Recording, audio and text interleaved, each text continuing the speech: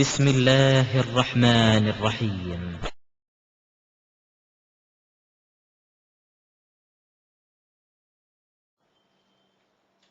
அஸ்ஸலாமு அலைக்கும் வரஹ்மத்துல்லாஹி வபரகாத்துஹு. அன்பு மிகுந்த சகோதரர்களே, வல்ல அல்லாஹ் தன்னுடைய திருமறை குர்ஆனிலே சொல்லி காட்டுகிறான், எவர்கள் அல்லாஹ்வை நம்பி சும்ம இஸ்தகாமு மிக உறுதியாக இருக்கிறார்களோ, தத்தனஸ்ஸலு அலைஹிமுல் மலாயிகா, அவர்களுக்கு வானவர்கள் இறங்கி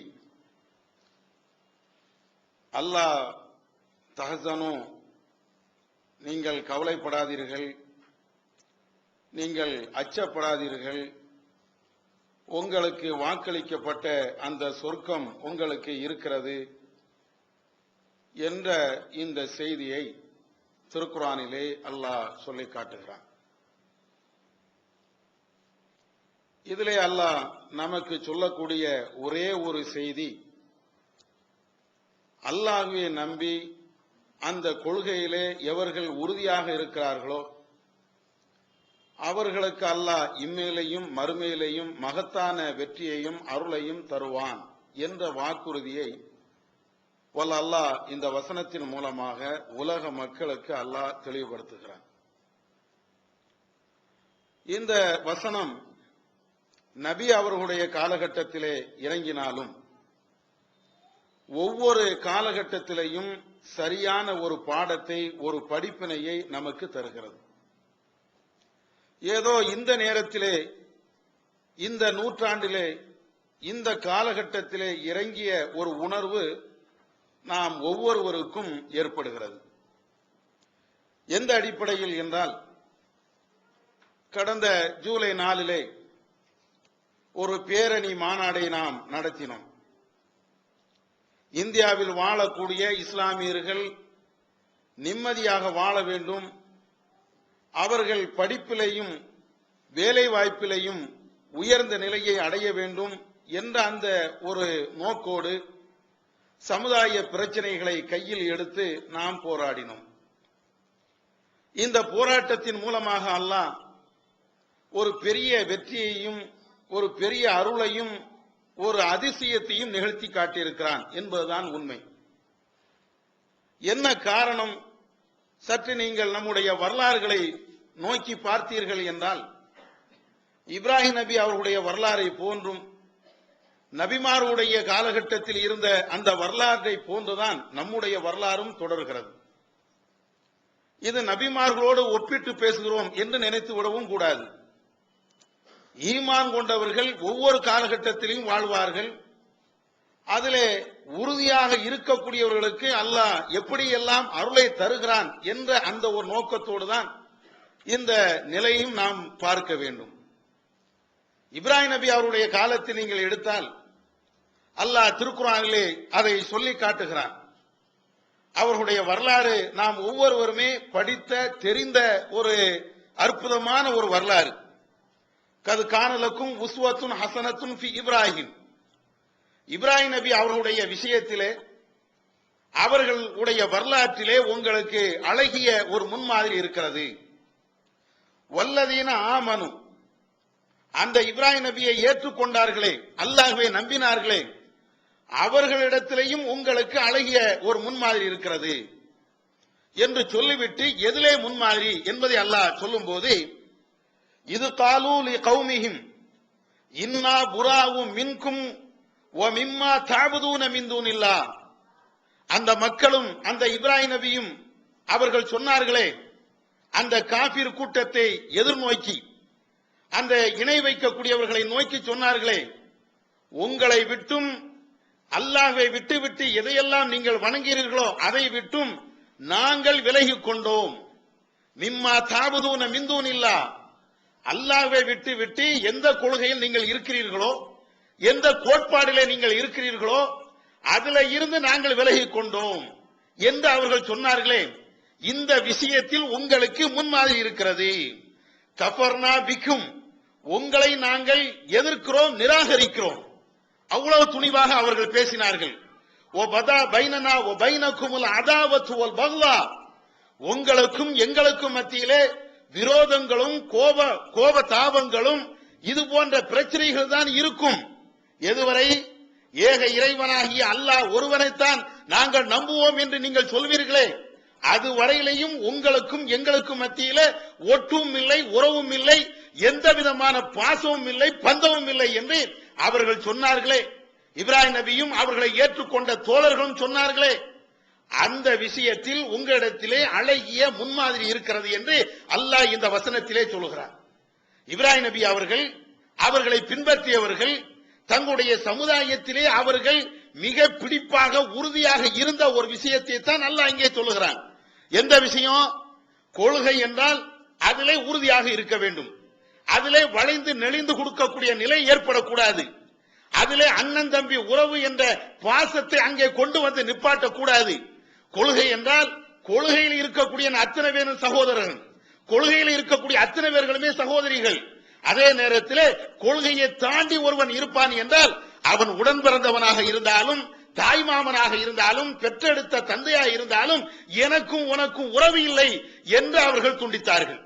அவர்கள் துண்டிக்க வேண்டும். அதைத்தான் அல்லாஹ் பிரதானமாக நமக்கு எடுத்து காட்டுகிறான். அந்த செய்தியினுடைய இறுதி வசனத்திலே அல்லாஹ் சொல்கிறான். இந்த செய்தியை சொல்லிக் கொண்டு வருகின்ற பொழுது அல்லாஹ் சொல்கிறான், அஸல்லாஹு அன் யஜஅல பைனக்கும் வ பைனல்லதீன ஆதைத்து மின்ஹும் மவத்தா.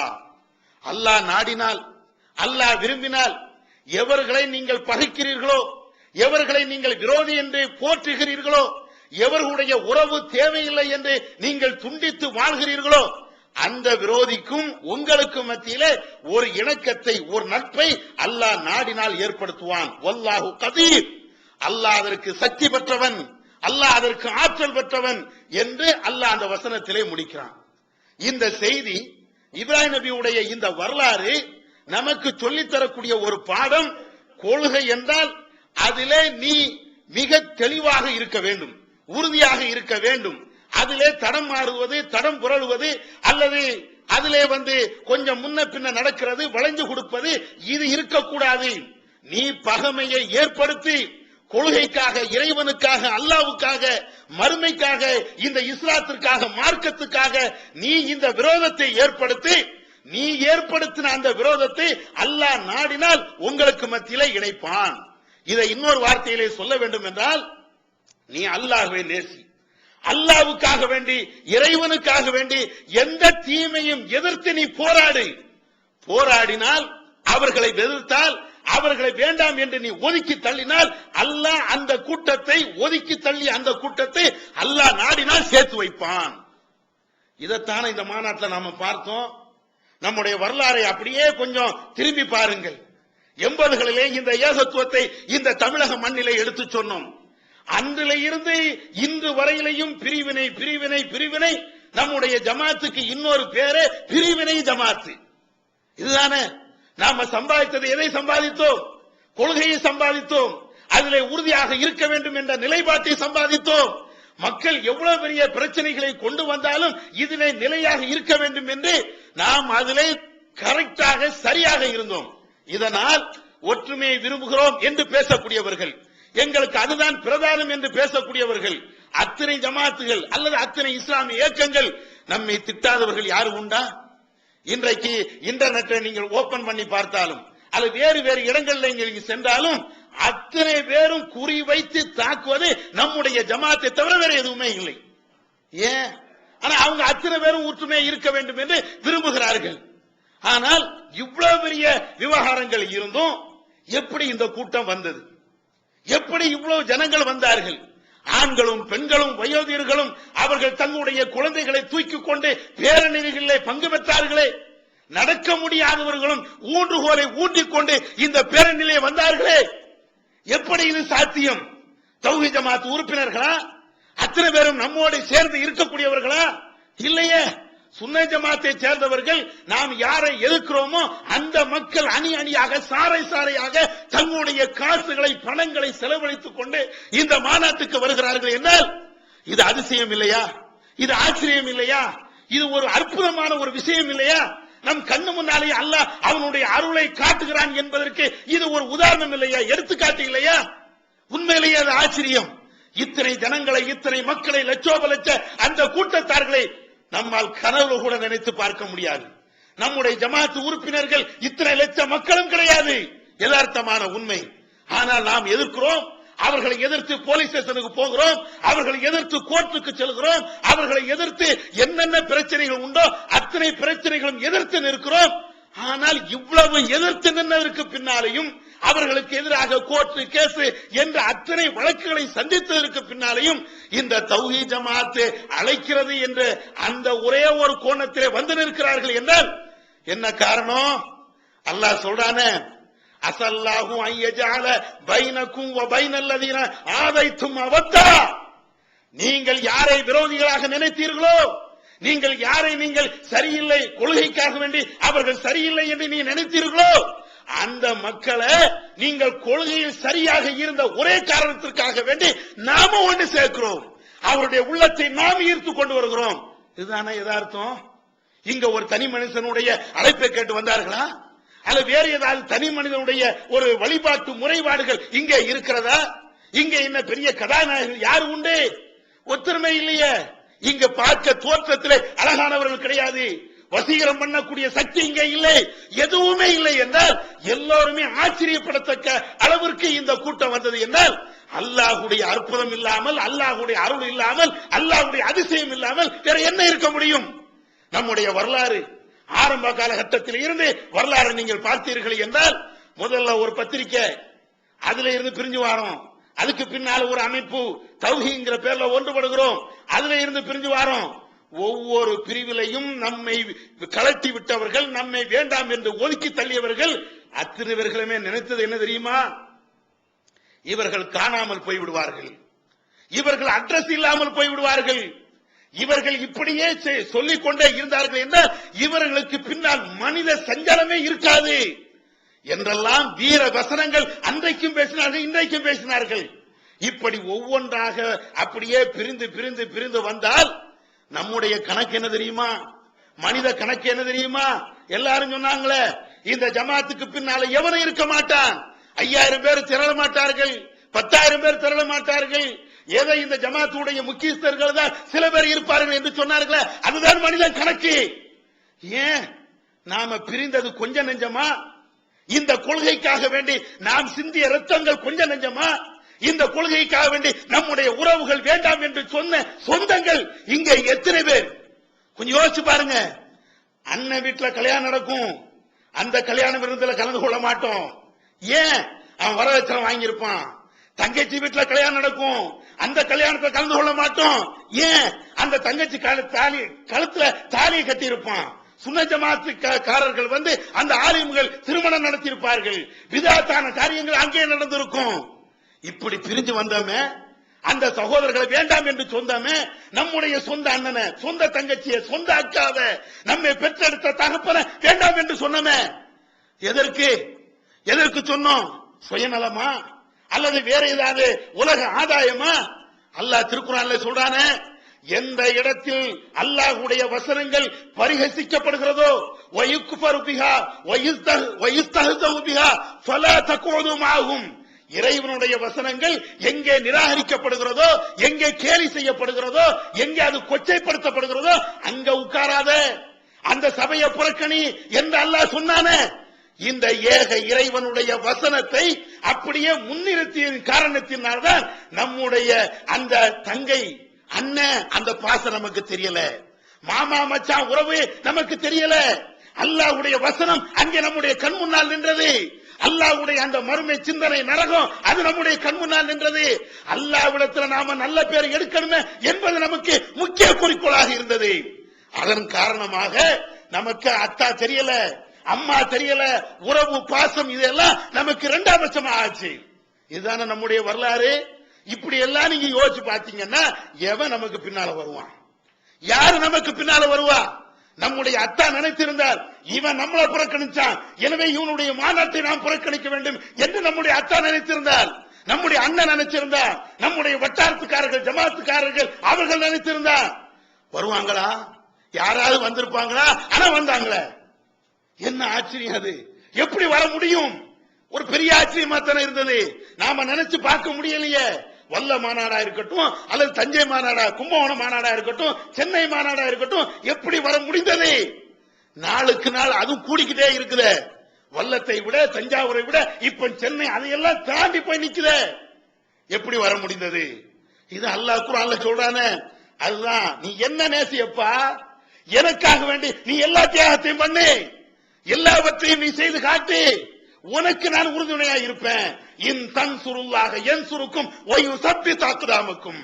அல்லாஹ்வுக்கு நீங்கள் உதவி செய்வீர்கள் என்றால் உங்களுடைய பாதங்களை அவன் உறுதியாக ஆக்குவான், உங்களுடைய நிலைப்பாட்டை அவன் தெளிவாக ஆக்குவான் என்று அல்லாஹ் சொல்லி காட்டுகிறானே.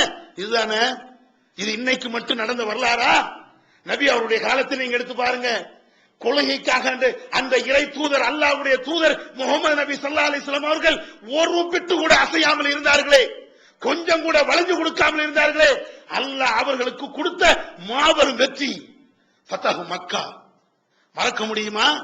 வரலாறுகளை இன்றைக்கு அந்த ஃபத்ஹு மக்காவுடைய வரலாறு, மக்காவின் நபி அவர்களுக்கு ஏற்பட்ட அந்த கொடுமைகள், அந்த காபிர்கள் நபி அவர்களுக்கு எதிராக செய்த சதி செயல்கள், ஒவ்வொன்றையும் நினைச்சு பார்த்தா அல்லாஹ் இப்படிப்பட்ட ஒரு வெற்றியா மக்காவிலேயே அல்லாஹ் கொடுக்க போறான் நாம நினைப்போம். யதார்த்தம் அதுதான். ஆனா அதையெல்லாம் தாண்டி நபிகள் நாயகம் ஸல்லல்லாஹு அலைஹி வஸல்லம் அவர்கள் வெற்றி வாகி சூடினார்களே.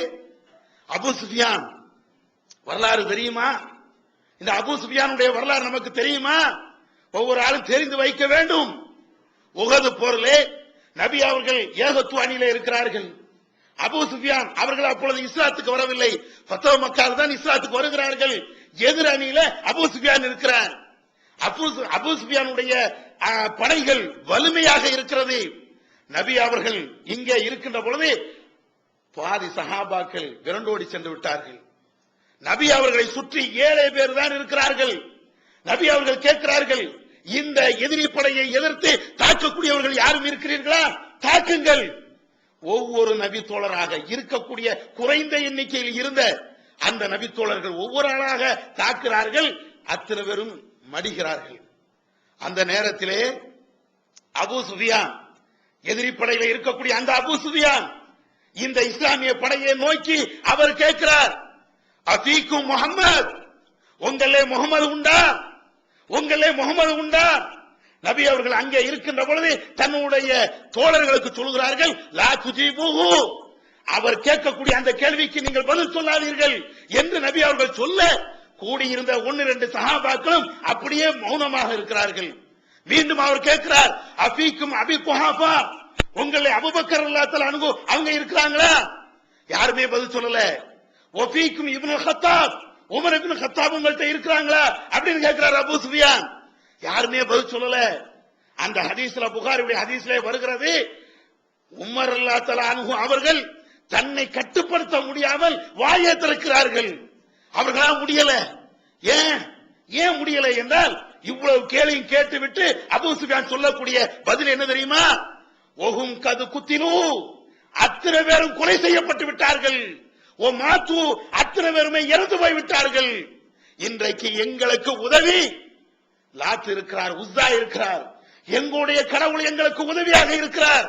மூமின் மூமின் என்று சொன்னீர்களே, அல்லாஹ் அல்லாஹ் என்று சொன்னீர்களே, இந்த குடும்பத்தை பகைத்தீர்களே, மக்காவை வேண்டாம் என்று ஒதுக்கி தள்ளினீர்களே, இன்றைக்கு உங்களுக்கு யார் இருக்கிறார்? அதுதான் அந்த வார்த்தையினுடைய அர்த்தம். அபூ சுஃபியான் கேட்டதனுடைய அர்த்தம் என்ன? உங்களுக்கு யாருமே இல்லையா? போர்க்களத்திலே வந்து அனாதையாக செத்து மடிந்து இருக்கிறீர்களே என்ற கோணத்தில் அவர் கேட்கிறார். அப்பொழுதுதான் பொறுக்க முடியாமல் அந்த உமர் ரலியல்லாஹு தஆலா அன்ஹு அவர்கள், யாரப்பா சொன்னா? அதே நேரத்தில் அவர்கள் எழுந்து பேசுகின்ற பொழுது நபி அவர்கள் சொல்லுகிறார்கள், இப்போது நீங்கள் பதிலை சொல்லுங்கள். உமர் சொல்றாங்க, யார் சொன்னா? இங்கே முகமது அவர்கள் இருக்கிறார்கள், அபூபக்கர் இருக்கிறார்கள், இங்க எல்லாரும் இருக்கிறாங்க, உனக்கு என்ன வேணும்? அப்ப அபூ சுஃபியான் சொல்றான், ஆமாப்பா, உங்களுக்கு பத்ர் என்பது உங்களுடைய நாள், அந்த யுத்தம் உங்களுக்கு கை கொடுத்தது. இன்றைக்கு உஹது என்பது எங்களுடைய நாள், இந்த நாள் எங்களுக்கு கை கொடுத்தது, உங்களுக்கு கை கொடுக்கல. எங்களுக்கு உஸ்ஸா உண்டு, எங்களுக்கு இது போன்ற கடவுள்கள் உண்டு, உங்களுக்கு யாருமே இல்ல. அப்பதான் ரசூலுல்லாஹ் சொல்றாங்க, பதில் சொல்லுங்க அவருக்கு, எங்களுக்கு அல்லாஹ் இருக்கிறான், எங்களுக்கு அல்லாஹ் இருக்கிறான், உங்களுக்கு ரஹ்மான் இல்லை, எங்களுக்கு அல்லாஹ்வுடைய உதவி இருக்கிறது, உங்களுக்கு அல்லாஹ்வுடைய உதவி இல்லை. பத்ர் போர்க்களத்திலே நாங்கள் கொல்லப்பட்டால் எங்களுக்கு சொர்க்கம், இந்த உஹது போர்க்களத்திலே நாங்கள் கொலை செய்யப்பட்டால் எங்களுக்கு சொர்க்கம்.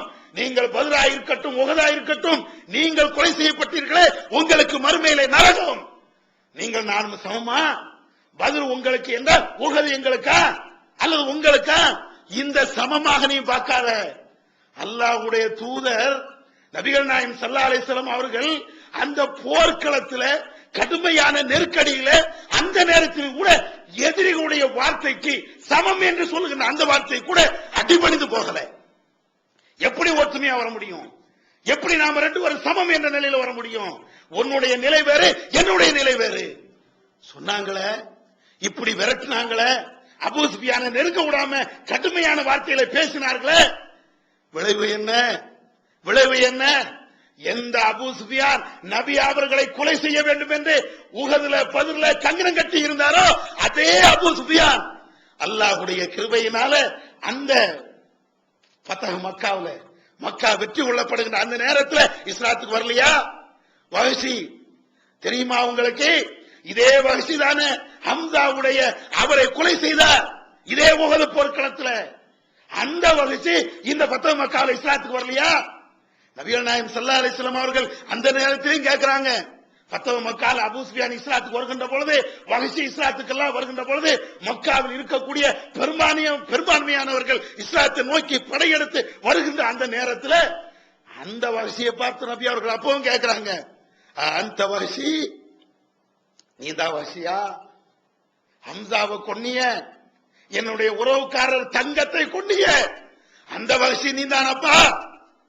ஆமா நான் தான். அப்ப ரசூலா சொல்றாங்க, உனக்கு முடியும்னா என் முகத்தை பார்க்காம நீ திருப்பிக்க, உன் முகத்தை திருப்பிக்க. என்னால உன் முகத்தை பார்க்க முடியல. மனுஷன்னா தானே, மனுஷன்னா யதார்த்தமான அந்த பாச உணர்வு அப்படியே பொங்குமே. அவங்க சொல்றாங்க, ஆனாலும் அந்த வஹ்ஷி அசரவில்லை. எதே வஹ்ஷி இந்த போர்க்களத்தில் எல்லாரையும் கொல்ல வேண்டும் என்று வெறியோடு இருந்த அந்த வஹ்ஷி நபி அவர்கள் முன்னால இஸ்லாத்துக்கு வந்ததற்கு பின்னால ஃபத்ஹ் மக்காவுக்கு ஏற்பட்டதற்கு பின்னால நபி அவர்கள் இந்த வார்த்தையை சொன்னாலும் அவர்கள் மனம் கோணல, வேற எங்கேயும் ஓடி போகல. நாம செய்த தப்பு தானே, ஒரு ஹம்சாவை கொலை பண்ணிட்டோமே, ஒரு மூமினை கொலை பண்ணிட்டோமே, அதுக்கு பரிகாரம் பண்ணணும் என்று அவர் மீண்டும் முசைலமத்துல் கஸாபை கொலை பண்ணார். பின்னால நான் செய்த அந்த கொடுமைக்கு, அந்த கடுமையான அந்த செயலுக்கு பரிகாரம் முசைலமாவை கொல்லணும். ஏன்? பொய்யான நபி என்று தன்னை அவன் சொல்லிக் கொண்டான், பொய் நபி என்று தன்னை சொல்லிக் கொண்டான். இவ்வளவு விவகாரங்களும் வரலாறுல படிக்கிறோமே, இதெல்லாம் எதை காட்டுகிறது? அவர்கள் ஒரு நேரத்தில் நபி அவர்கள் வெறுத்தார்கள், கொள்கைக்காக வெறுத்தார்கள். அல்லாஹ் அதற்கு பின்னால கூட்டம் கூட்டமாக அணி அணியாக அல்லாஹ் சேர்த்து வைக்கிறான். இது அல்லாஹ்வுடைய அருள். அந்த அருளைத்தான் இன்றைக்கு நாம் பார்த்தோம். நாம் எல்லாரையும் எதிர்ப்போம், கொள்கைக்காக வேண்டி எதிர்ப்போம், சுயநலத்துக்காக வேண்டி அல்ல, வேற எந்த நோக்கத்துக்காக வேண்டியும் அல்ல, அல்லாஹ்வுக்காக, இறைவனுக்காக, ஏகத்துவத்திற்காக வேண்டி நாம் எதிர்ப்போம். அல்லாஹ் ஒன்று சேர்ப்பான் என்ற இந்த அதிசயத்தை நிகழ்த்தி காட்டியிருக்கிறார். வல்ல அல்லாஹ் இதே கொள்கையில உறுதியாக இருக்கின்ற பாக்கியத்தை நம் அனைவருக்கும் தந்துருவானாக. வாகுதவனாக வல்ல அல்லாஹ் இந்த மாநாட்டின் மூலமாக ஒரு பெரிய எழுச்சியையும் வெற்றியையும் நமக்கு தந்திருக்கிறான். இந்த நேரத்திலே எந்த அமைப்பாக இருந்தாலும், இறைவனுடைய நினைப்பு இல்லாத யாராக இருந்தாலும் அவர்களுக்கு வேறு வேறு விதமான சிந்தனைகள் ஏற்படும். நாம் இவ்வளவு பெரிய கூட்டத்தை கூட்டி காட்டிவிட்டோம். நமக்கு பின்னால் தான் தமிழகத்தில் இருக்கக்கூடிய பெரும்பான்மையான முஸ்லிம்கள் இருக்கிறார்கள். எனவே நாம் இதை வைத்துக் கொண்டு ஆட்சியிலே, அதிகாரத்திலே, அரசியல்வாதிகளிடத்திலே ஒரு செல்வாக்கை பெற்றுவிட வேண்டும் என்று நம்மில் யாரு நினைத்தாலும், அது மேல்மட்ட நிர்வாகிகளாக இருந்தாலும் கீழ்மட்ட நிர்வாகிகளாக இருந்தாலும் யாரு நினைத்தாலும் அது செல்லா காசாகத்தான் ஆகும். கடந்த கால வரலாறுகள் அதைத்தான் நமக்கு சொல்கிறது. அல்லாஹ்வுடைய வெற்றி, அருள் நமக்கு கிடைக்கின்ற பொழுது அவனிடத்திலே பாவ மன்னிப்பு தேட வேண்டும். இது போன்ற கூட்டங்களும் அல்லது இது போன்ற நிலைப்பாடுகளும் ஏற்படுகின்ற பொழுது இருமாப்பும் அல்லது அகம்பாவங்களும் அல்ல இதை வைத்துக் கொண்டு உலக ஆதாயமும் நாம் தேட நினைத்தோம் என்றால் கண்டிப்பாக அல்லாஹ் அதிலே தோல்வியைத்தான் தருவான். இது நாமளாக சொல்லக்கூடிய ஒரு செய்தி அல்ல. கடந்த கால வரலாறு. தமிழகத்திலே இருக்கக்கூடிய எத்தனையோ அமைப்புகளை நீங்கள் பார்த்தால் உங்களுக்கு தெரியும். ஒரு நேரத்திலே அவர்கள் இருந்த நிலை, இன்றைக்கு அவர்கள் எங்கே இருக்கிறார்கள் என்று தேடுகின்ற நிலை. ஏன் கூட்டம் வந்தது? இதைவிட கடுமையான கூட்டம் வந்திருக்கலாம். ஆனால் அந்த கூட்டத்தை வைத்துக் கொண்டு சுயநலம் அடைவதற்கு அவர்கள் ஆசைப்பட்டார்கள். அரசியல்வாதிகளோடு நெருக்கத்தை ஏற்படுத்திக் கொள்ள வேண்டும் என்று ஆசைப்பட்டார்கள். எனக்கு இருக்கக்கூடிய கூட்டத்தை பார்த்தாயா என்று அல்லாஹ்வை மறந்தார்கள். அதனுடைய விளைவு இன்றைக்கு பல இடங்களிலே அட்ரஸ் இல்லாமல் ஒரு நிலைக்கு தள்ளப்பட்டு விட்டார்கள். இந்த நிலை நமக்கு வரக்கூடாது. அல்லாஹ் காப்பாற்றும். அல்லாஹ் திருக்குர்ஆனிலே சொல்லி காட்டுவது போல, இதா ஜா நஸ்ருல்லாஹி வல் ஃபத்ஹ், அல்லாஹ்வுடைய உதவியும் அவனுடைய வெற்றியும் உங்களுக்கு வருகின்ற பொழுது, வரைத்தன் நாஸ யதுகுலூன ஃபீ தீனில்லாஹி அஃப்வாஜா, இந்த அல்லாஹ்வுடைய மார்க்கத்திலே கூட்டம் கூட்டமாக மக்கள் நுழைவதை நீங்கள் பார்த்தீர்கள் என்றால், அல்லாஹ்விடத்தில் நீங்கள் பாவ மன்னிப்பு தேடுங்கள், அல்லாஹ்வை நீங்கள் பெருமைப்படுத்துங்கள், தஸ்பீஹ் செய்யுங்கள். அவன் பாவங்களை எல்லாம் மன்னிக்கக்கூடியவனாக இருக்கிறான். இதுதான் நமக்கு தேவை. கூட்டத்தை பார்த்து அசரக்கூடாது. இது நமக்கு வந்த கூட்டமா? எனக்கோ உங்களுக்கோ இந்த ஜமாத்து தலைவர்களுக்கோ வந்த கூட்டமா? கிடையாது. அப்படி ஒரு கூட்டம்னா யாரா இருக்கட்டும் தனியா போய் நின்று ஒரு மாநில மாநாடு நடத்தி பார்க்கட்டும். 4 பேர் கூட வரமாட்டான். யதார்த்தம் தான். இப்ப எதற்கு தந்திருக்கிறார் என்றால், கொள்கையில உறுதியாக இருந்தோம் என்ற ஒரு காரணத்திற்காக வேண்டி அல்லாஹ் தந்திருக்கிறான். இல்லை என்றால் நமக்கு பின்னால 4 பேர் கூட வரமாட்டான். தௌஹீத் ஜமாத் அழைத்தது என்றால் இந்த ஏக்கம் அழைத்தது என்று அவன் பார்க்கவில்லை. இந்த ஏக்கத்தினுடைய கொள்கையை பார்த்தான். தடம்புறம் புரளாத நிலையை பார்த்தான். யாருக்கும் வழங்கி கொடுக்காத நிலையை பார்த்தான். இங்கே எவ்வளவு மக்கள் சென்றாலும் அந்த மக்கள் காட்டி அவர்கள் அரசியலிலே அல்லது சுயநலத்துக்கு பாடுபட மாட்டார்கள் என்பதை பார்த்தான். அதுக்கு தான் வந்தாங்க. அதனால இதை நாம் மனதில் வைத்துக் கொண்டு நமக்கு இது போன்ற என்ன வெற்றியை அல்லாஹ் தந்தாலும் அந்த வெற்றி வருகின்ற பொழுது அல்லாஹ்விடத்தில் அதிகம் அதிகம் நாம் தௌபா செய்யணும், பாவ மன்னிப்பு செய்யணும். இதுதான் நமக்கு இப்போ உள்ள இருக்கக்கூடிய விஷயங்கள். பல பேர் பல விதங்கள் பேசினாலும் நமக்கு தேவை இஸ்திக்ஃபார். ஒவ்வொரு ஆளும் செய்யணும். நம்ம ஜமாத்தை சார்ந்த அத்தனை பேரும் செய்யணும். யா அல்லாஹ், இதன் மூலமாக எங்களை தடம்புரல் செய்கிறாத யா அல்லாஹ். உங்களுக்கு தெரியுமா, பெரிய பெரிய தாய்கள்லாம் இருந்தவங்க இன்னைக்கு தௌபா செஞ்சு போறாங்க. நான் தௌஹீத் ஜமாத்துல போனதே பெரிய தப்பு, என்னை மன்னிச்சுக்கிடுங்க, கண்ணீர் விட்டு அழுகின்ற ஒரு நிலை ஏற்படுகிறது. அல்லாஹ் இந்த மாதிரி நிலை நம்மளுக்கு தரக்கூடாது, யாருக்கும் தந்துடக்கூடாது. அல்லாஹ் ஏகத்துவத்தை அல்லாஹ் தந்துட்டானே, இந்த ஒளியை அல்லாஹ் தந்துட்டானே, சொர்க்கத்துக்கு செல்லக்கூடிய ஒரு பாக்கியத்தை அல்லாஹ் தந்துட்டானா, இதற்கு பின்னாலே எப்படி நரகத்தை தேர்ந்தெடுக்க முடியும்? அது எப்படி பெருமையாக அமைய முடியும்? சில பேர் பெருமையா பேசலாம், இந்த நிலையை அல்லாஹ் தரக்கூடாது. அதுக்கும் அல்லாஹ்ட்ட துஆ செய்யணும். நபிகள் நாயகம் ஸல்லல்லாஹு அலைஹி வஸல்லம் கேட்டாங்களே, யா முகல்லிபல் குலூப் சப்பித் கல்பி அலா தீனிக், உள்ளங்களை புரட்டக்கூடியவனே என்னுடைய உள்ளத்தை உன்னுடைய மார்க்கத்தின்பால் நிலையாக இருக்க செய். இதை கேட்கணும். இந்த கூட்டம் அல்லது இந்த ஆர்ப்பாட்டம், இவ்வளவு பெரிய விவகாரங்கள், இதையெல்லாம் வச்சு என்ன ஈமான மாறி செஞ்சிடாத யா அல்லாஹ், ஈமான்ல உறுதியா இருக்க செய். கடைசி வரலையும் இந்த பாக்கியத்தை, இந்த ஏகத்துவ சிந்தனையில இருக்கக்கூடிய பாக்கியத்தை தா என்று வல்ல ரஹ்மான்ட்ட நாம கேட்கணும்.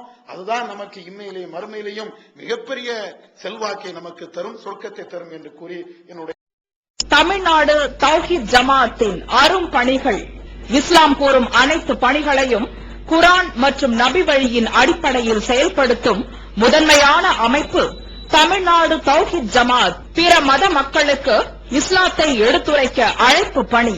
இஸ்லாத்தை ஏற்றுக்கொண்டவர்களுக்காக அனைத்து உதவிகளுடன் முற்றிலும் இலவசமாக ஆண்களுக்கும் பெண்களுக்கும் என தனித்தனி பயிற்சி மையங்கள்.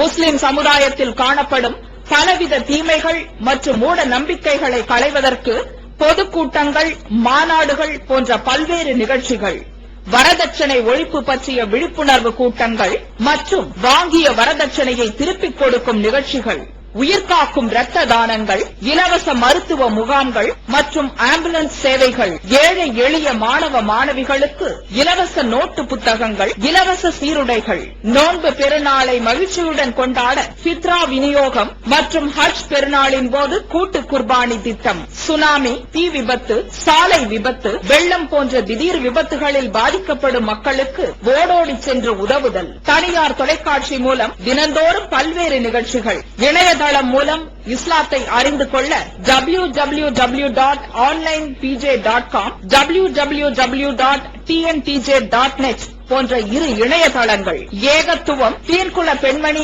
ஆகிய மார்க்க மாத இதழ்கள், முஸ்லிம் சமுதாயத்தை தட்டி எழுப்பும் உணர்வு வார இதழ், தொலைபேசி மற்றும் கடிதங்கள் மூலம் விளக்கம் பெற தனி ஏற்பாடு, குடும்ப பிரச்சனைகளுக்கு தீர்வு காண ஷரியத் தீர்ப்பாயங்கள், இலவச திருமண தகவல் திட்டம், முதியோர் ஆதரவு இல்லம், சிறார்களுக்கான அனாதை இல்லம், சத்தியத்தை நிலைநாட்டிட பல்வேறு விவாதங்கள், அடக்குமுறைக்கு எதிரான போராட்டங்கள், முஸ்லிம் சமுதாயத்திற்கு இடஒதுக்கீட்டை பெற்றுத்தந்த உரிமை போராட்டங்கள், வறுமை மற்றும் கடன்களில் சிக்கி தவிக்கும் மக்களை மீட்டெடுக்க ஜகாத் நிதியை திரட்டி உரியவர்களுக்கு உதவுதல், வட்டியில்லா கடனுதவி திட்டங்கள், இது போன்ற இன்னும் ஏராளமான பணிகளை செய்து வரும் தமிழ்நாடு தௌஹீத் ஜமாத் எந்த வெளிநாட்டு அரசிடமிருந்தோ அல்லது எந்த வெளிநாட்டு நிறுவனங்களிடமிருந்தோ உதவிகளை பெறுவதில்லை என்பதை கொள்கையாக கொண்டுள்ளது. எனவே மறுமையில் மகத்தான கூலியை பெற்றுத்தரும் இந்த அரிய பணிக்கு உங்களது ஜகாத் மற்றும் நன்கொடைகளை வாரி வழங்குவீர். உங்களது நன்கொடைகளை டிடியாகவோ செக்காகவோ மணி ஆர்டராகவோ அனுப்பலாம். டிடி அனுப்புபவர்கள் தமிழ்நாடு தௌஹீத் ஜமாத் வங்கி கணக்கு எண் 7882748827 இந்தியன் வங்கி மண்ணடி கிளை என்ற பெயரில் எடுத்து அனுப்ப வேண்டிய முகவரி தமிழ்நாடு தௌஹீத் ஜமாத் மாநில தலைமையகம் 30 அரண்மனைக்காரன் தெரு மண்ணடி சென்னை 1. போன் 044252152226. Allah